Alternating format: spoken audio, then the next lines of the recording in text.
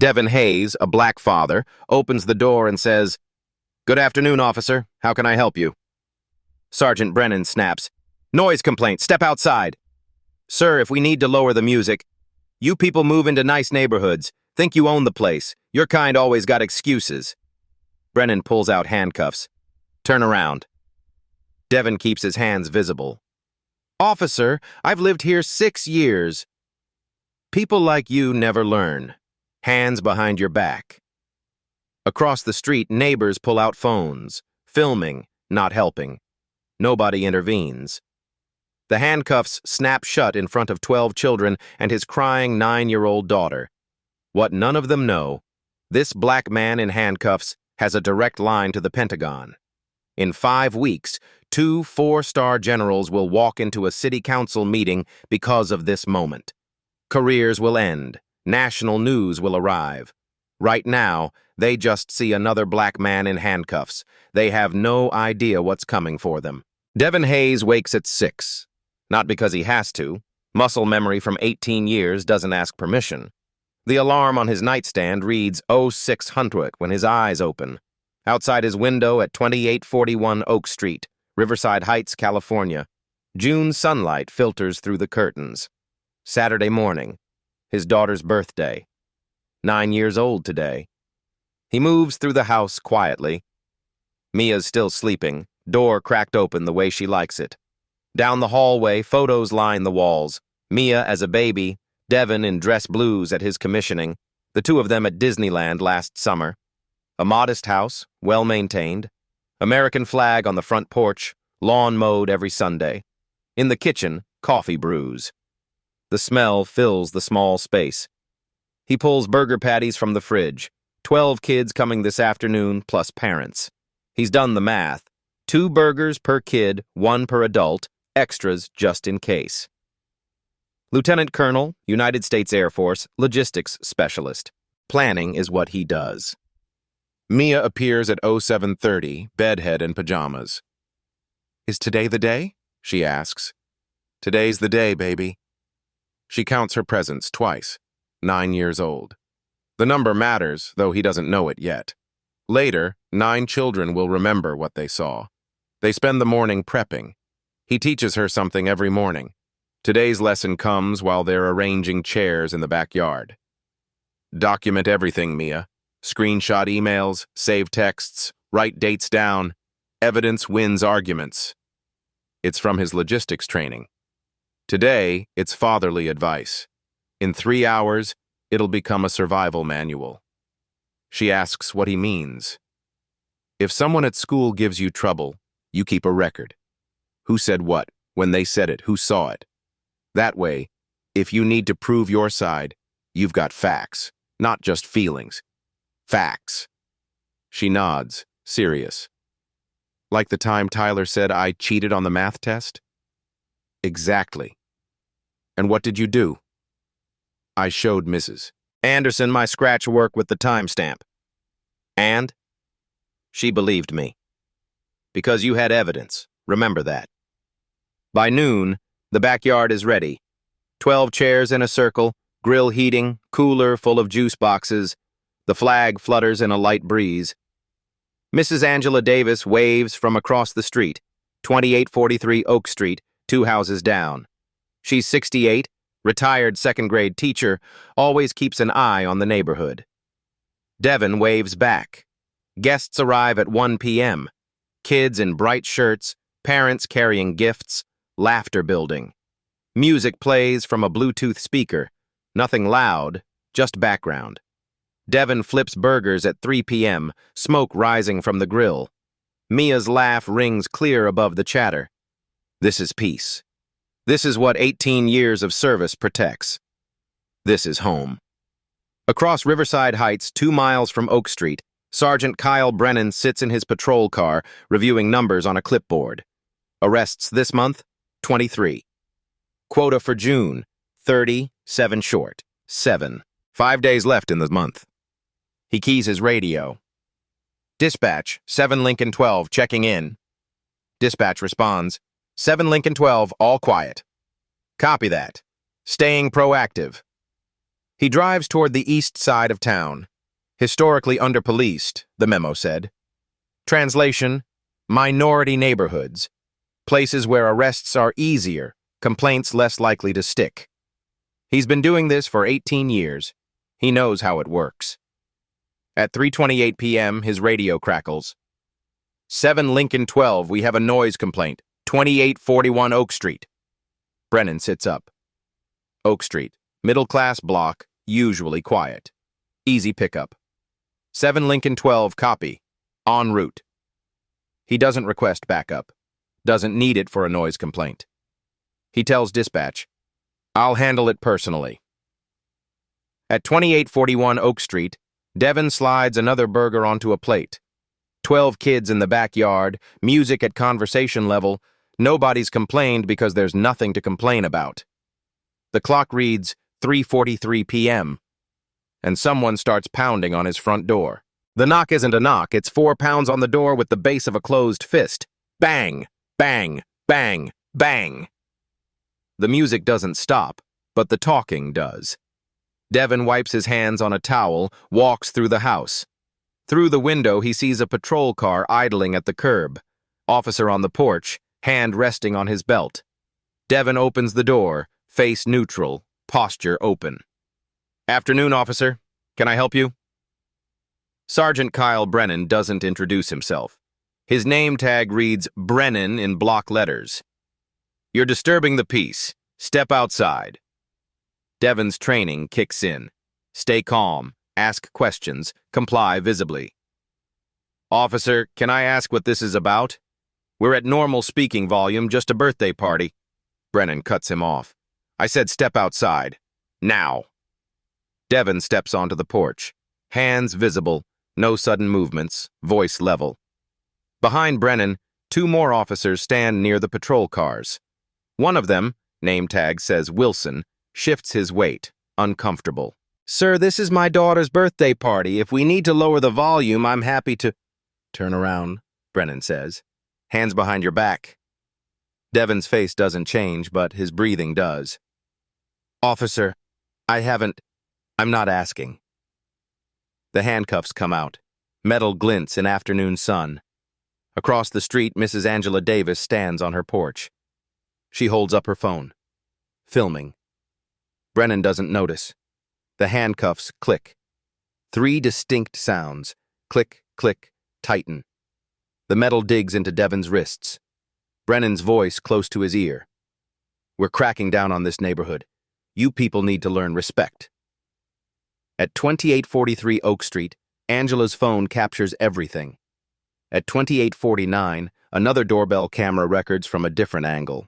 At 2865, a third catches the wide shot. No disturbance, no crowd, no threat. Just a man on his porch being handcuffed at his daughter's birthday party. Mia appears at the door. Daddy? Her voice is small. The music still plays behind her.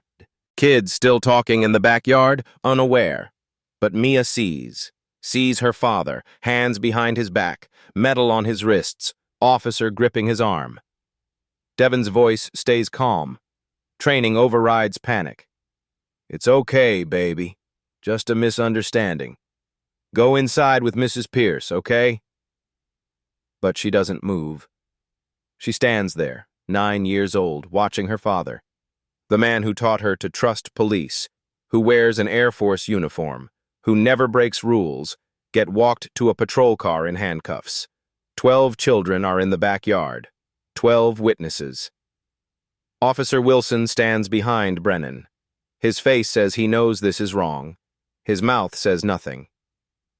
Brennan walks Devin down the porch steps. At the patrol car, he places a hand on Devin's head, pushes him into the back seat. Not gently. The door slams. Through the window, Devin's face is visible, calm, watching his house. Inside the house, the music plays. Outside, neighbors step onto porches. At 2841, doorbell camera records Brennan walking back to his car. He doesn't turn off his body camera yet. The recording continues. His partner, Officer Davis, not related to Angela, asks, "You sure about that one?" Brennan's response, timestamp 15:39:18, captured on body cam audio. We need to hit quota this month. This neighborhood's been quiet too long. The patrol car pulls away at 3:52 p.m., 9 minutes from knock to arrest. Angela Davis's video is 1 minute 38 seconds. It captures the calm, the compliance, the escalation, and Brennan's words, "You people need to learn respect." At 2841 Oak Street, Mia stands in the doorway. She hasn't cried yet. That comes later at 2 a.m., when she wakes up screaming. For now, she just stands there, silent, watching the patrol car disappear down Oak Street. Behind her, the music stops. Someone turns it off. The party's over. The Riverside Heights Police Department station smells like industrial soap and burnt coffee. Devin knows institutional smells. He's been on bases from Kandahar to Ramstein, Afghanistan to Germany. Fluorescent lights, linoleum floors, the hum of HVAC systems. But this time, he's not the one with authority. They walk him through booking, past desks where officers type reports, past holding cells where someone's yelling about his phone call, into a room with a camera and a height chart. Face forward. Camera clicks. Flash. Turn left. Click. Turn right. Click. They fingerprint him. The officer taking prints, name tag reads Wilson, same one from the arrest, doesn't make eye contact. His hands shake slightly. He rolls each finger across the ink pad, then onto the paper. Index, middle, ring, pinky, thumb, left hand, right hand. The ink smells like chemicals and shame. "Sir," Wilson says quietly. Don't," another officer snaps from across the room.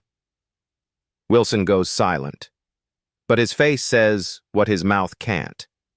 This is wrong. They read him his rights. The officer delivering Miranda sounds bored. "You have the right to remain silent. Anything you say can and will be used against you in a court of law. You have the right to an attorney." Devin listens, doesn't interrupt. When the officer finishes, Devin asks one question. "What's the charge?" "Disturbing the peace." "And the probable cause?" The officer looks at his paperwork. "Noise complaint. Anonymous caller." Anonymous. That's what it says. Bail is set at $1,500. For context, typical bail for disturbing the peace, $250 to $500. Someone wants him to sit overnight. They want him uncomfortable, scared, ready to plead guilty just to go home. They don't know who they're dealing with. At 5:20 p.m., Amanda Pierce, civil rights attorney, 45 years old, sharp as a scalpel, arrives at the station. Devin didn't call her. Reverend Thomas Grant did, the moment Angela Davis called him. The community network moves fast. Pierce posts bail. At 7:45 p.m., Devin walks out. Sunlight's fading. The world looks different from this side of handcuffs. Pierce hands him a business card. "Don't talk to anyone about this. Not friends, not neighbors, not media. Just me. Understood?" "Understood. We'll file FOIA requests Monday morning. Body cam footage, dispatch recordings, everything. For now, go home. Check on your daughter. Document anything unusual." Back at 2841 Oak Street, 2 RHPD cruisers sit in the driveway. Devin parks at the curb, walks toward his house. Officers exit carrying boxes. They have a warrant, obtained in 3 hours, remarkable speed for a misdemeanor. One officer, Lieutenant Gary Brennan, Kyle's brother-in-law, though Devin doesn't know that yet, hands him a copy. "Search warrant. Executed 6:15 p.m. We're done here." "What were you looking for?" "That's in the warrant." Devin reads. The warrant claims reasonable suspicion of illegal substances and unlicensed weapons. They found nothing because there's nothing to find. Spotless house, spotless record, spotless life. But now his home's been invaded, drawers opened, closets searched. Mia's not home. She's across the street at Mrs. Davis's house. Angela's porch light is on. Through the window, Devin sees his daughter sitting at the kitchen table, silent. He walks across the street. Angela opens the door before he knocks. "She hasn't said a word," Angela whispers. "Not since they put you in the car." Devin enters. Mia looks up. Her eyes are red but dry. No tears. Worse than tears. Shutdown. He's seen it in combat zones, that 1,000-yard stare in kids who've witnessed violence. "Hey, baby." She stands, walks to him, wraps her arms around his waist, still doesn't speak. "It's okay," he says. "It was a misunderstanding. We're gonna fix it." She nods against his chest, doesn't let go for a full minute. By 8 p.m., the neighborhood knows. Not from news, from witnessing. 4 houses have Ring doorbells that captured angles. Mrs. Davis downloads her video, saves it with timestamp. Her neighbor at 2849 does the same. At 2865, the camera caught something else. The patrol car sitting idle for 2 full minutes before Brennan even knocked. He was watching, waiting, choosing his moment. At 8:30 p.m., Reverend Grant calls. "Devin, I got 8 families wanting to come forward. They all got stories about Brennan. You're not the first. I'll need their statements, dates, details, everything documented. I'll collect them. Amanda Pierce on this?" "She's on it." "Good. She's tough. And Devin," Grant pauses, "you got something they don't expect. You got training, you got discipline, and you got us." "I appreciate it, Rev. One more thing. Don't let this break you. Don't let them see you break, because that's what they want. They want you angry, sloppy, making mistakes. Don't give them that." "Roger that."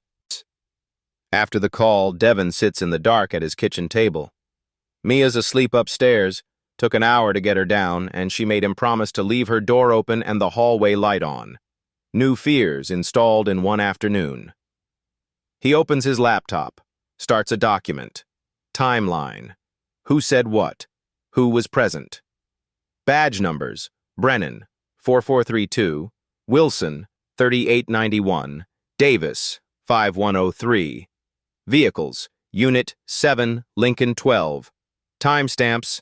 1543 arrival, 1552 arrest, 1720 booking, 1945 release.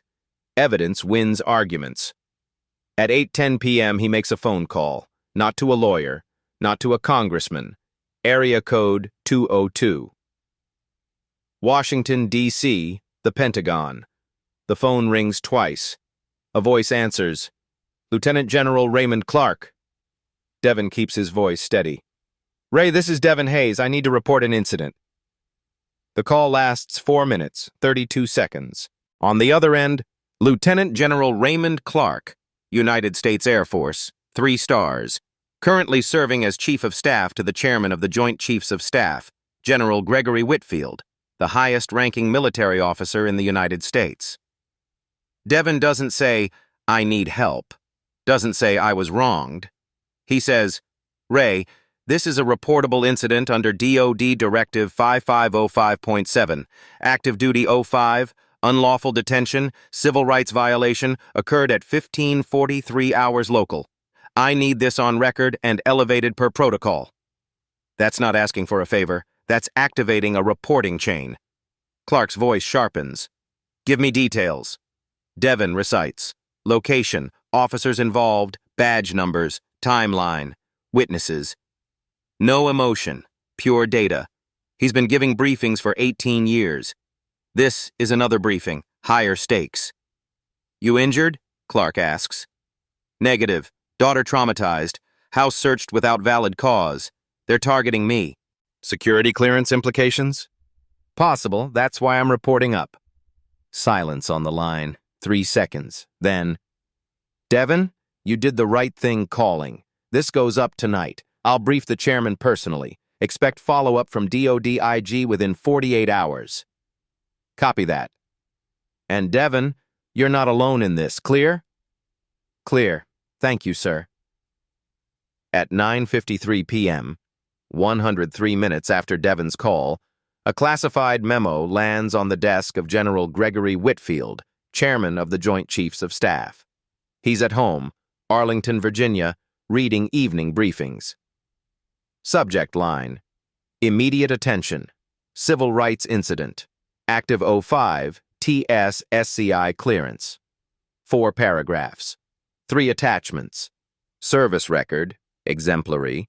Security clearance documentation, renewed 6 months ago. Top secret, sensitive, compartmented information access. Preliminary incident summary. The chairman reads it twice. His jaw tightens. He picks up his secure phone, dials the DOD Inspector General's office emergency line. This is Whitfield. I'm sending you a file. Priority 1. Active duty officer, civil rights violation by local PD. I want your office on this Monday morning, 0800. Full investigation, no delays.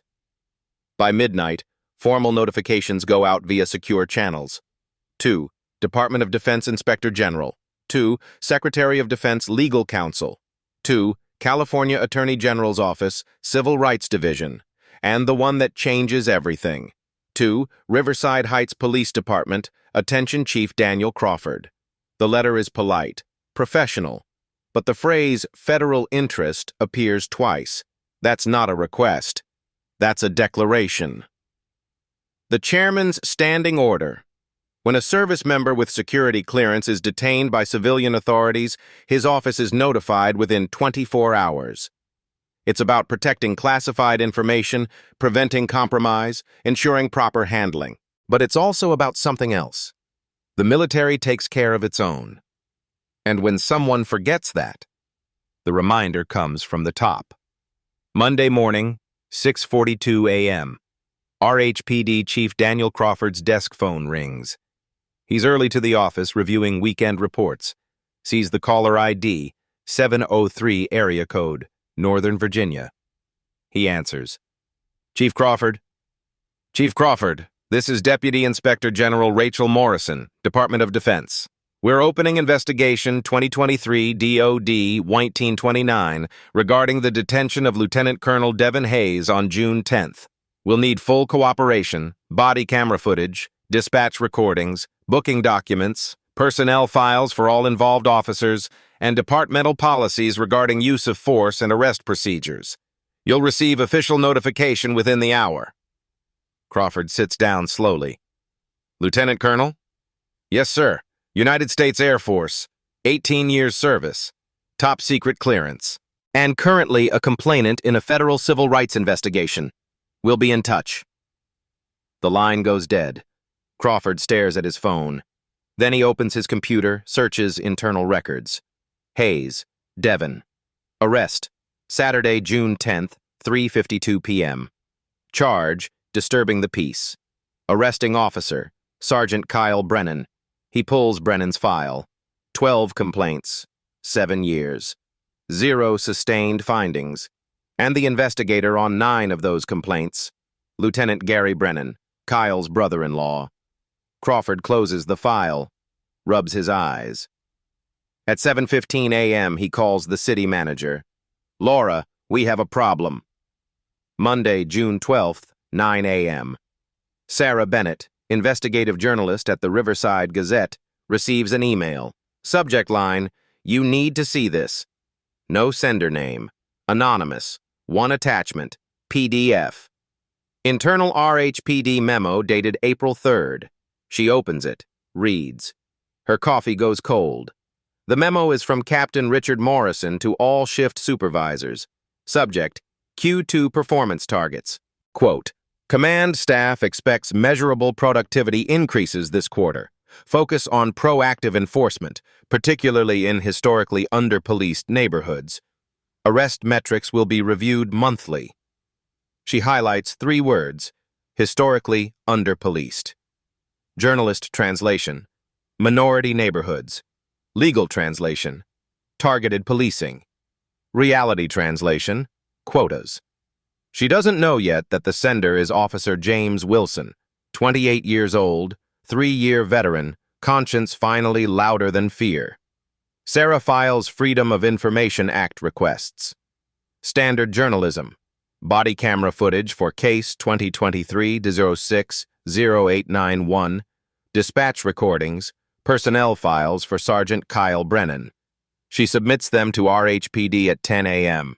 At 10:15 a.m. same morning, a federal courier delivers a letter to RHPD headquarters. Chief Crawford signs for it.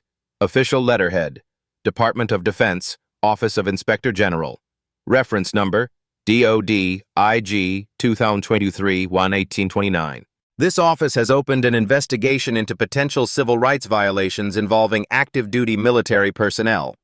We request full cooperation, including all body camera footage, dispatch recordings, booking documents, personnel files for involved officers, and departmental policies regarding use of force and arrest procedures. Failure to comply may impact federal funding eligibility. Crawford reads that last line 3 times. Federal funding eligibility.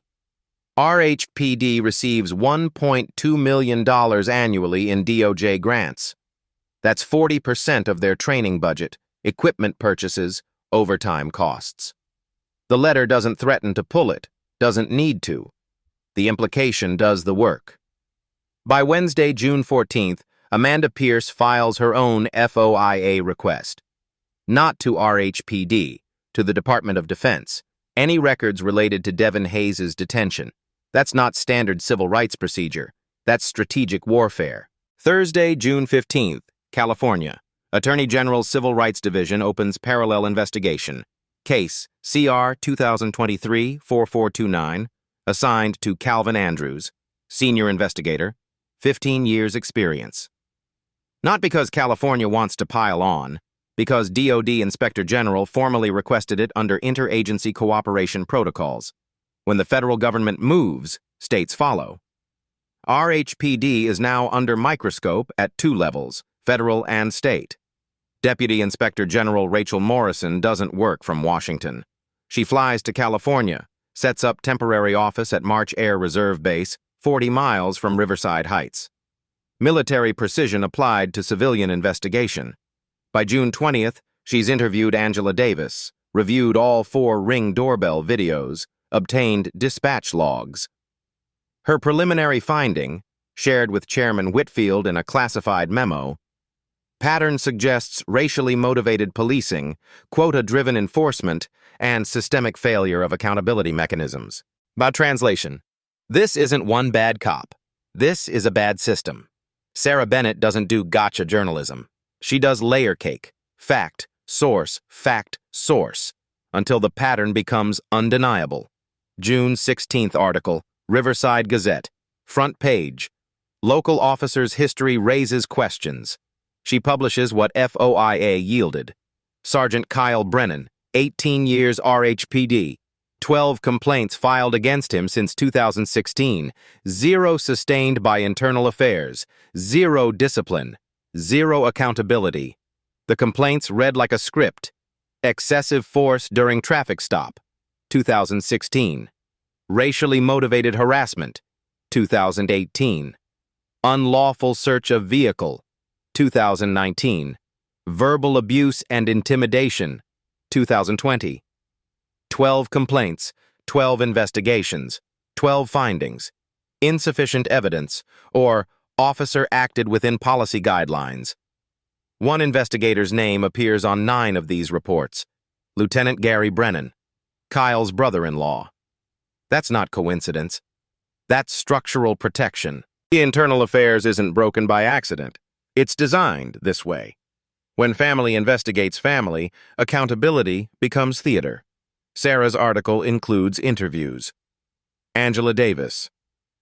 I've lived on this street 30 years. I've seen Officer Brennan patrol here. He's different with different people. You notice patterns. She doesn't elaborate, but readers understand. Reverend Grant. We've had 8 families from our congregation file complaints against RHPD officers in the last 5 years. Not one resulted in discipline. At some point, you stop believing the system works. The article goes up online at 10 a.m. By noon, it's been shared 4,000 times. By 6 p.m., 15,000. Local news picks it up, then regional. Thursday, June 22nd. 12 days after the arrest, Sarah receives the body camera footage via FOIA. She watches it in her office, headphones on, door closed. The footage starts normal. Brennan exits his patrol car, walks toward 2841 Oak Street. His partner, Officer Davis, walks behind him. They approach the porch. Then comes the arrest. Devin's calm voice, Brennan's escalation, the handcuffs. But Brennan forgot to turn off his body camera after the arrest. The recording continues as he walks back to his car. Audio still running. His partner asks, "You sure about that one?" Brennan's response, timestamp 15:39:18, clear as church bells. "We need to hit quota this month. This neighborhood's been quiet too long." Sarah rewinds, plays it again, records the audio on her phone as backup. This is the smoking gun. She calls Amanda Pierce. "I have something. You need to hear this today." They meet at 3 p.m., Pierce's office. Sarah plays the audio. Pierce listens once, face neutral. Then she says, "Send me the file. Encrypted. I'm filing a motion to compel release of all body camera footage from the last 2 years. If he said this once, he's said it before." June 23rd, Friday morning. Sarah's article goes live. Headline, "Body camera captures officer discussing quota minutes before arrest." The audio is embedded in the article. Readers can hear it themselves. Brennan's voice, his words, timestamp verified. By noon, the article has 50,000 shares. By 6 p.m., 200,000. National outlets pick it up. CNN, NBC, Fox, Associated Press. Riverside Heights Police Union issues a statement at 4 p.m., read by Union President Dennis Shaw. These recordings, taken out of context, do not reflect the professional conduct of our officers. Sergeant Brennan followed departmental protocols. This coordinated smear campaign endangers every person who wears the badge. We will pursue all legal remedies, including defamation suits. It's defensive. It's lawyered. And if the body camera footage is accurate, which it is, timestamp and all, it's false. The union sends cease and desist letter to Riverside Gazette at 5:30 p.m. Sarah reads it, files it, keeps writing. Pause here. Think about the last time you saw someone punished for following protocol. Comment below. Does internal investigation mean anything in your city? Because what happens next will answer that question. June 23rd, 7 p.m. Officer James Wilson walks into Amanda Pierce's office. No appointment. He says 4 words. "I can't stay silent." He brings a thumb drive. Contents. Internal emails. Not just the one Sarah published, 36 more. Arrest statistics by officer. Brennan leads the precinct, 36% higher than average.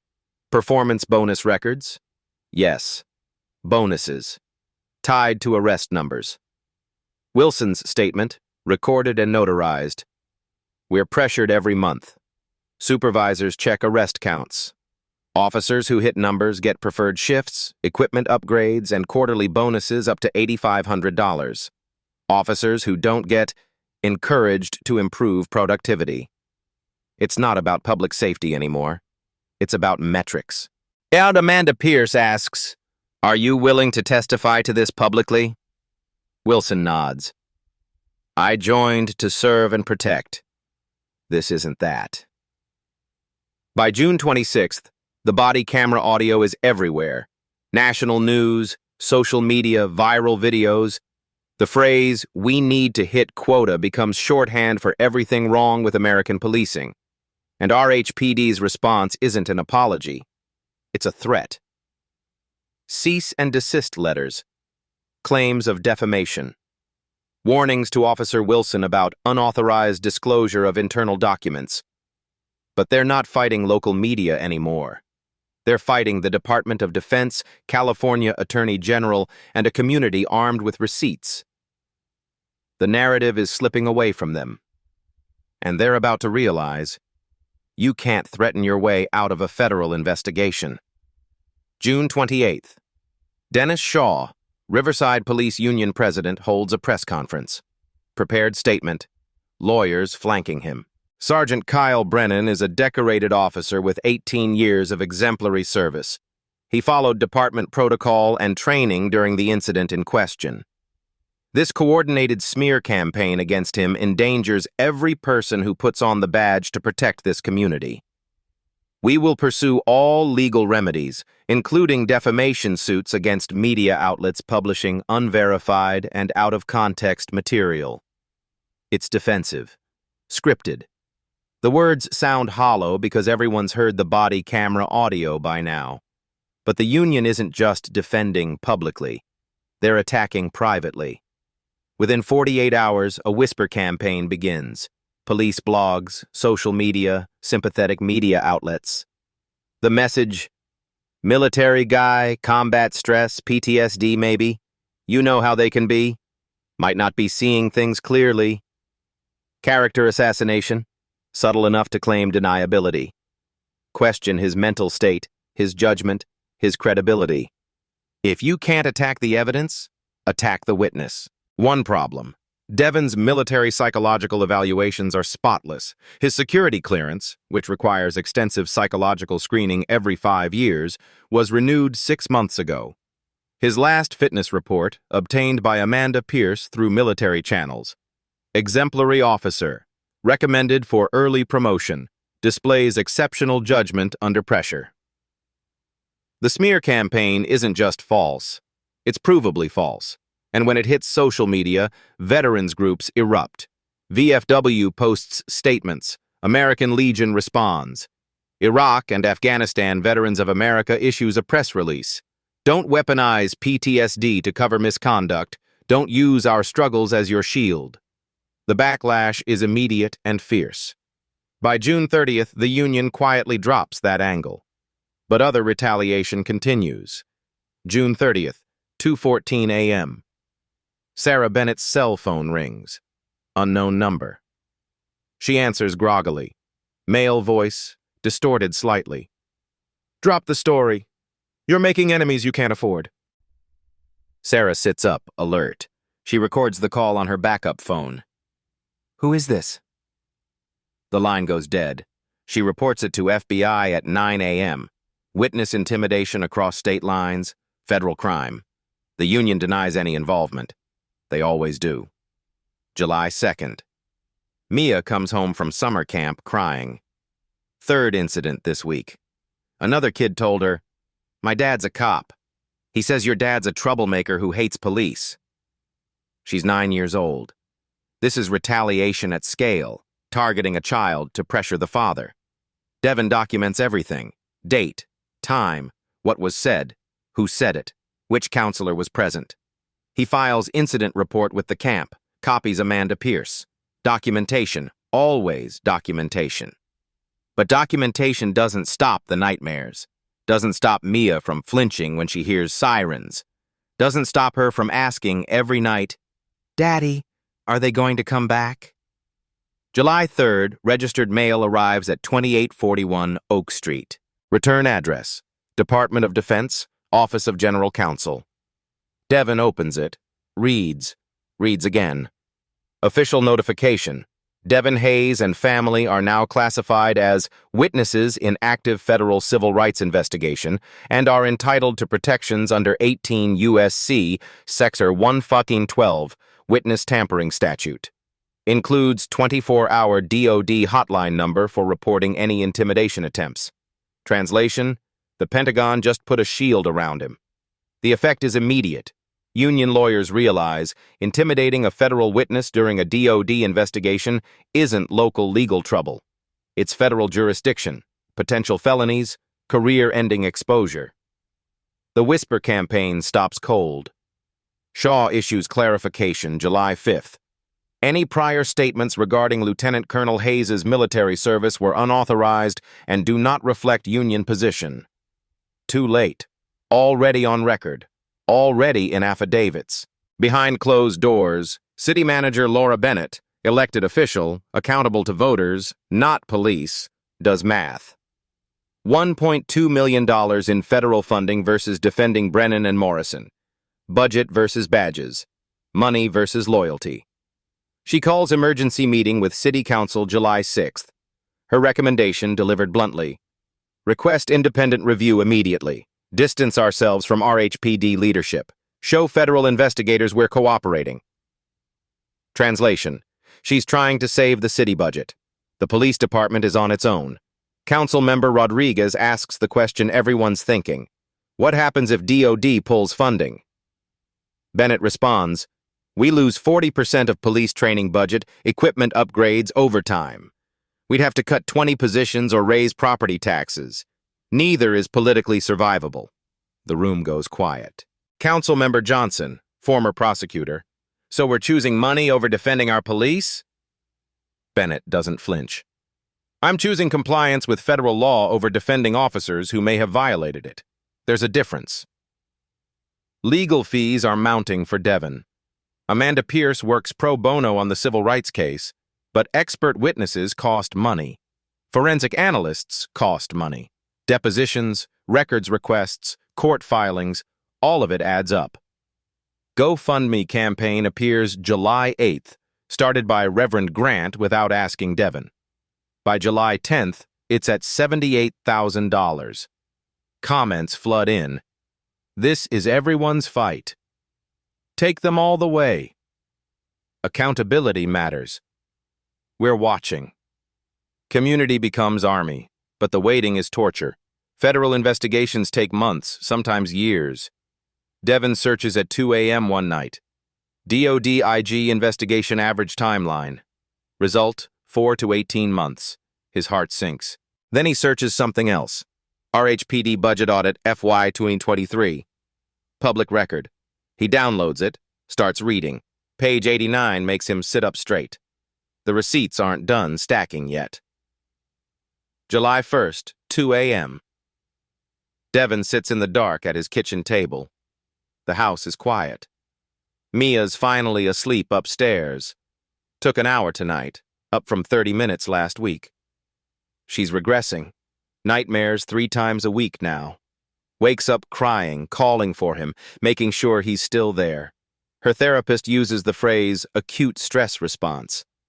To Devon, it sounds like, you broke your daughter by doing the right thing. He has the therapist's notes from the parent session given with permission. Reads them again, though they hurt. Patient draws recurring image. Uniformed figures, large and dark. Patient's father figure, small, hands behind back. Patient reports feeling scared police will come back. Exhibits hypervigilance when hearing sirens, loud knocks, or seeing patrol cars, 9 years old. This is the cost of accountability. July 3rd, text from Angela Davis. Honey, no one would blame you if you just wanted this over. Phone call from Reverend Grant. You've done enough, Devon. Community understands if you need to step back. Even Amanda Pierce, during strategy session, says gently, it's your choice. Always your choice. No judgment. Everyone is giving him permission to quit, and that's when he knows he can't. Because if he quits, what does that teach Mia? That doing the right thing gets you hurt, so stop doing it? That power wins, always, so don't fight? He taught her to document everything because evidence wins arguments. If he walks away now, he's teaching her evidence doesn't matter. Only power matters, and he can't, won't, let that be her lesson. But the doubt is real. He looks at the calendar. June 10th to July 3rd, 23 days, feels like 6 months. Federal investigation timeline, 4 to 18 months. If this is 1% of the journey, can they survive the other 99%? Can Mia? Can he? July 4th. Independence Day. Fireworks over Riverside Heights. Mia refuses to go outside. The sounds are too close to gunshots, she says. Too loud, too sudden. They watch from inside, curtains drawn. She asks a question that breaks him. "Daddy, did you do something bad?" He's told her no. Explained it's a misunderstanding. Said the police made a mistake. But she's 9, and she saw her father handcuffed. In her world, handcuffs mean guilty. "Baby, I didn't do anything wrong." But sometimes grown-ups make mistakes. And when they do, other grown-ups, good ones, help fix it. Are the good grown-ups winning? He doesn't know how to answer. So he says, "They're working on it." She nods, goes back to her room. He hears her lock the door. She never used to lock her door. This is where most stories end. Victim exhausted, system unmoved. But Devon isn't most people. And what the Department of Defense is about to do is why you need to stay. 2 words, Joint Chiefs. July 5th, 2:30 a.m. He's reading RHPD budget documents, page 89, section on personnel performance incentives. And there it is. Line item, productivity-based quarterly bonuses tied to measurable enforcement metrics. He clicks deeper into the PDF, finds the formula, finds payment records, finds Brennan's name. Q2 2023 bonus, $8,500. Arrest count that quarter, 36 arrests. Math, $236 per arrest. He scrolls further, finds disposition records. Of those 36 arrests, 28 charges dropped or reduced to citations. 28 innocent people, or close enough. Brennan got paid $236 per person arrested. Guilty or not. Crime committed or not. Justice served or not. Devon downloads the file, saves it with timestamp, emails it to Amanda Pierce. Subject line, "This is it." This. Then he searches one more thing. DOD investigation status Hayes case. No results. Too soon. But then he tries. Pentagon Joint Chiefs, Riverside Heights. A news alert from Military Times posted 8 hours ago appears. DOD considers senior leadership attendance at California police hearing. He clicks, reads again. And for the first time in 3 weeks, he smiles. Not because it's over, because reinforcements are coming. July 5th, 6:42 a.m. Angela Davis's cell phone video hits Twitter. Someone with a large following retweets it. By noon, 890,000 views. By 6 p.m., 2.3 million. By midnight, 4.1 million. The audio of Brennan saying, "We need to hit quota," becomes the thing you can't unhear. Hashtags, trend, justice for Devon, end quota policing, Riverside Heights. The algorithm does what algorithms do. Amplifies rage, amplifies solidarity, amplifies reach. This isn't local news anymore. July 6th, CNN picks it up. Segment title, "Did police arrest military officer to hit quota?" NBC follows. Lieutenant Colonel details detention. Fox runs. California PD under federal investigation. International coverage, BBC, Al Jazeera, Deutsche Welle. A birthday party arrest in a California suburb is now global news. Why? Because it confirms what millions already believe. The system is rigged. Quotas drive arrests. Accountability doesn't exist. But this time, there are receipts, video, audio, documents, timeline, federal investigation, and a community that won't be quiet. July 7th, 7 p.m. Reverend Grant's church basement. Folding chairs, 87 people. Not a protest rally, a testimony session. 8 families come forward. Each one has a story about Brennan or his unit. Traffic stops without cause, searches without warrants, arrests without follow-through. Andrea Johnson, 43, accountant. He pulled me over for failure to signal, searched my car for 20 minutes, found nothing. Gave me a warning. I filed a complaint. Never heard back. Her case, 2019. Investigated by Lieutenant Gary Brennan, Kyle's brother-in-law. Finding insufficient evidence. The pattern isn't hidden anymore, it's documented. Reverend Grant collects affidavits, dates, case numbers, forwards everything to Amanda Pierce, Sarah Bennett, and Deputy IG Rachel Morrison at DOD. Federal investigation isn't just about Devon anymore, it's about a system. July 10th, Evening News. Officer James Wilson goes public. Not anonymous anymore. Full name, face on camera, interview with Sarah Bennett. I can't be part of this anymore. We were told to hit numbers, we were told which neighborhoods to focus on, and if you questioned it, you were branded as not a team player. I joined to serve and protect. This isn't that. Riverside Police Union issues statement. Disgruntled employee making false accusations. Veterans groups call him a hero. The union is losing the narrative battle badly. July 11th, 4:05 p.m. Pentagon press release. Official letterhead. The words that change everything. Title: Department of Defense announces senior leadership attendance at Riverside Heights accountability hearing. Text: Secretary of Defense has directed that 2 members of the Joint Chiefs of Staff will attend the July 15th Riverside Heights City Council public hearing regarding the detention of Lieutenant Colonel Devon Hayes, Vice Chairman of the Joint Chiefs General Patricia Sullivan and Chief of Staff of the United States Air Force General Stephen Reynolds will observe proceedings and deliver statements on behalf of the department. The Internet breaks. Military Times. Unprecedented JCS attendance at local hearing. Task and purpose. 2 4-stars going to California. Here's why this matters. Reddit threads explode. Holy shit. The Vice Chairman and Air Force Chief are actually going. Comments flood in. This is the most military fuck around and find out I've ever seen. And they arrested the wrong guy on the wrong day.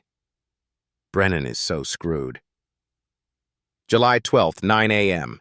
City Council Chair Rodriguez receives simultaneous calls from 2 Pentagon offices, both messages identical. We need to coordinate security protocols for July 15th. Both generals confirmed attendance. Rodriguez hangs up, looks at her assistant. How do we prepare for 2 4-star generals at a city council meeting? Assistant, scrolling security requirements. I don't think we do. I think they just come. And they will. In 3 days. 8 stars total. Because someone arrested Lieutenant Colonel Devon Hayes at his daughter's birthday party. July 5th, 8 p.m. Sarah Bennett receives an encrypted file. Anonymous source. Subject line: DOD IG Preliminary Findings. Investigation 2023 DOD 1929. Marked: Law Enforcement Sensitive. Someone inside DOD is leaking, intentionally. She opens it. Reads. Page 4. Finding 3. Detention of Lieutenant Colonel Hayes appears to lack probable cause and demonstrates pattern consistent with racially motivated, quota-driven policing practices. Recommend: immediate supervisory review, officer suspension pending outcome, referral to DOJ for potential federal civil rights prosecution. Signed, Deputy Inspector General Rachel Morrison. Reviewed, Inspector General Thomas Williams. And then, bottom of page 4, the line that matters. Approved for escalation and command attention. General Gregory Whitfield, Chairman, Joint Chiefs of Staff. Date, 28 June, 2023. The Chairman of the Joint Chiefs of Staff. Personally signed off. This isn't mid-level bureaucracy. This is the top of the military chain of command saying, one of ours was violated and we're watching. Page 7, Recommendation 5. Request public accountability session with federal observer presence. Recommend 2 representatives from CJCS attend to demonstrate institutional commitment. Vice Chairman and relevant service chief. Air Force. Purpose: affirm DOD position on service member civil rights. Recommendation approved by Chairman, 3 July 2023. Translation: the Chairman ordered 2 4-star generals to go to California. This isn't a suggestion. It's a directive from the top. July 6th, dawn. Report leaks publicly. Every major outlet runs it. Pentagon investigation confirms civil rights violation. Chairman of Joint Chiefs signs off on findings. 2 generals ordered to attend hearing. By July 8th, it's international news. By July 10th, Senate Armed Services Committee requests briefing. This is a case study now. National precedent on civil-military relations and accountability. July 13th. Media descends on Riverside Heights. News trucks, 22 networks. Hotels booked solid. Restaurants packed with journalists. This city of 65,000 is about to host the most high-profile accountability hearing in modern American policing history. Not because of the crime, because of who came to defend the victim. July 14th, 5 p.m. 2 military transports land at March Air Reserve Base. First, Vice Chairman General Patricia Sullivan, U.S. Army, 4 stars, 35 years service.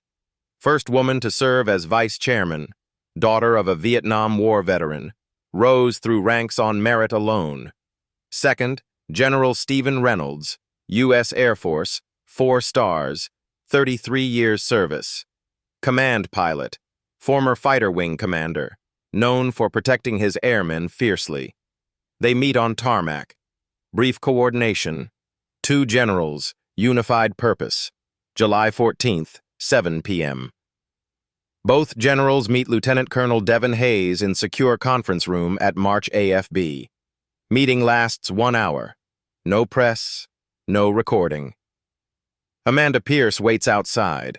When the door opens, she sees Devin standing at attention. Both generals shake his hand. Later, Pierce tells Sarah, "General Sullivan said, 'You did everything right, Colonel. Now watch what happens when the institution does everything right.'" General Reynolds added, "The Air Force takes care of family. Your family." For the first time in 5 weeks, Devin smiled. July 15th, 3 p.m. Final security briefing. Secret Service coordinates with military police, California Highway Patrol, FBI. 2 4-star generals require 2 full security details. Airspace over City Hall, restricted. Perimeter, 4 blocks. Metal detectors at every entrance. Capacity normally 200, reduced to 150 for security. Council chambers being swept for explosives. Routine for VIP protection. Rodriguez asks the security coordinator, retired Army colonel, "Has this ever happened?" He responds, "Ma'am, I've done security for generals at Pentagon, White House, NATO summits, combat zones. I have never secured 2 Joint Chiefs members at a city council meeting. This is unprecedented." She asks, "What do I need to know?" He smiles. "Don't worry. They'll be the easiest part of tonight. It's what happens after they speak. That's when it gets interesting." July 15th, 5:15 p.m. Riverside Heights, City Hall. Security perimeter, 4 blocks. California Highway Patrol, Secret Service, military police. News crews, 28 satellite trucks. Helicopters overhead. This is Super Bowl logistics for a city council meeting. 5:50 p.m. First motorcade, 3 black SUVs. Rear door opens. Vice Chairman General Patricia Sullivan steps out. Army service uniform, 4 stars on each shoulder. Ribbons spanning her chest. She's 5'7", carries the authority of mountains. 5:52 p.m. Second motorcade. Same configuration. Chief of Staff of the Air Force, General Stephen Reynolds. Air Force service dress. 4 stars. Command pilot wings. Silver star among his ribbons. 6'1", posture like steel. They walk in together. Unified front. The visual breaks the internet immediately.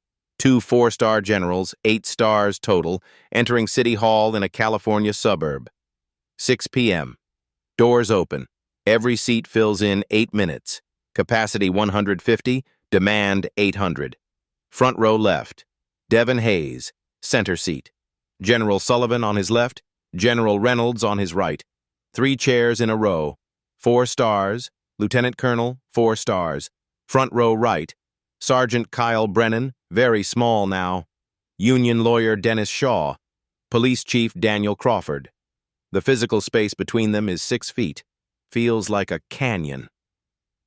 7:04 p.m. Council Chair Rodriguez gavels. Her voice shakes.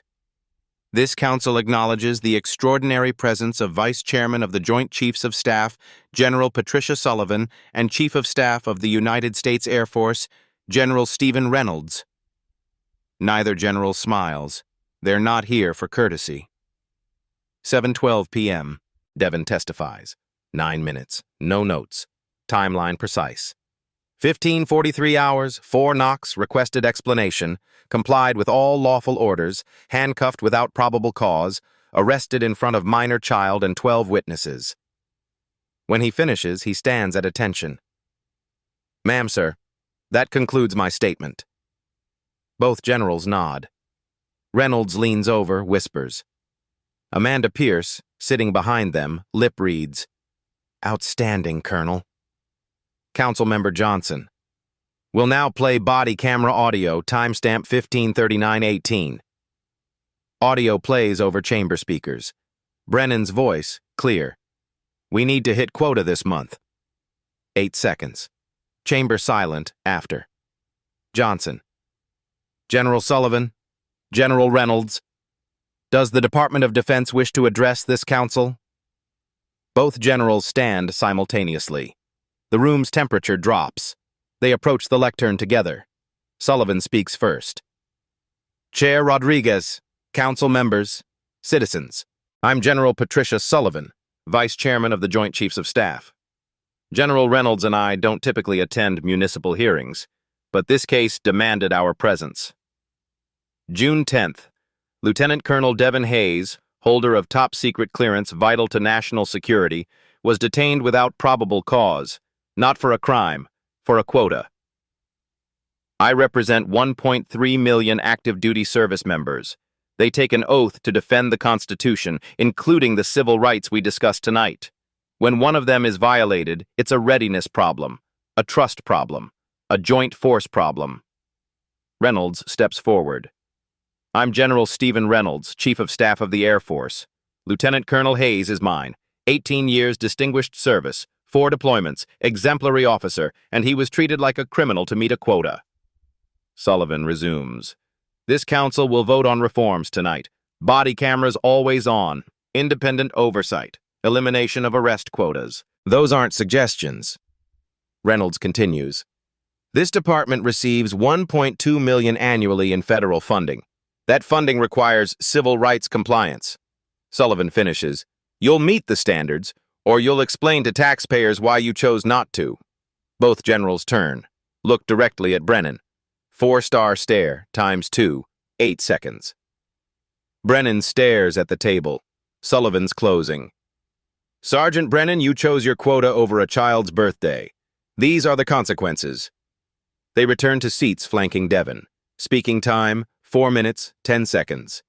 No one breathes normally. Rodriguez. "Does the council have questions?" Silence.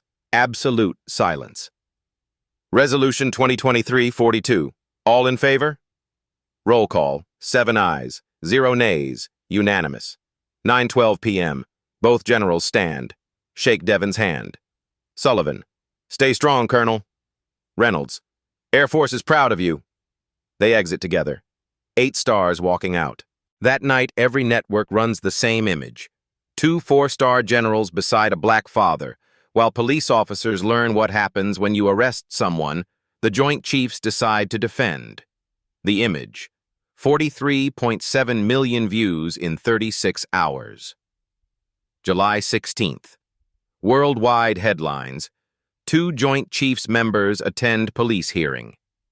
8 stars in California. Unprecedented Pentagon intervention. Viral moment. Both generals standing simultaneously. 23.7 million views. July 18th. All charges against Lieutenant Colonel Devin Hayes dismissed, expunged. Like it never happened legally. Except everyone remembers. Same day. DOD. Inspector General closes investigation 2023 DOD 1829. Finding, Civil rights violation confirmed. No wrongdoing by Hayes. July 20th. Sergeant Kyle Brennan terminated. Captain Richard Morrison demoted. 2 officers suspended. Union appeals. Federal judge denies. Overwhelming evidence and extraordinary institutional scrutiny from highest levels of military command. July 25th. 2 letters arrive at 2841 Oak Street. From Vice Chairman Sullivan. Your conduct exemplifies our values. The joint force is better because you're in it. From General Reynolds. The Air Force takes care of family, your family. Both handwritten, both framed. August 3rd. Reforms implemented. Independent Oversight Board established. Body cameras always on. Arrest quotas eliminated. The system changed. Not perfectly, but measurably. The title promised, he made 1 phone call and the Joint Chiefs of Staff came. Every word accurate. 1 phone call, June 10th. 2 members of the Joint Chiefs physically came. In uniform. 8 stars. Defended him. Changed a system. Not metaphorically. Literally. This story isn't unique. Pattern repeats across the country. The difference: Devon had training, patience, and ultimately 2 generals willing to fly across the country. But the lesson isn't, you need generals. The lesson? Document everything. Timestamps, witnesses, video, receipts. Systems don't change because they want to. They change because they're forced to, under lights, with evidence. If this resonated, comment below. Share it. Subscribe. Because there are more stories, more patterns, more fights. Accountability isn't magic. It's work. It's community. It's showing up when exhausted. And sometimes, if the chain goes high enough, 8 stars show up in California. Devon Hayes still lives at 2841 Oak Street. Still wakes at 6. Still serves as Lieutenant Colonel, United States Air Force. Mia turns 10 next June. They're planning a party. Small one. Just family. No one's knocking on that door again. Because now they know who answers.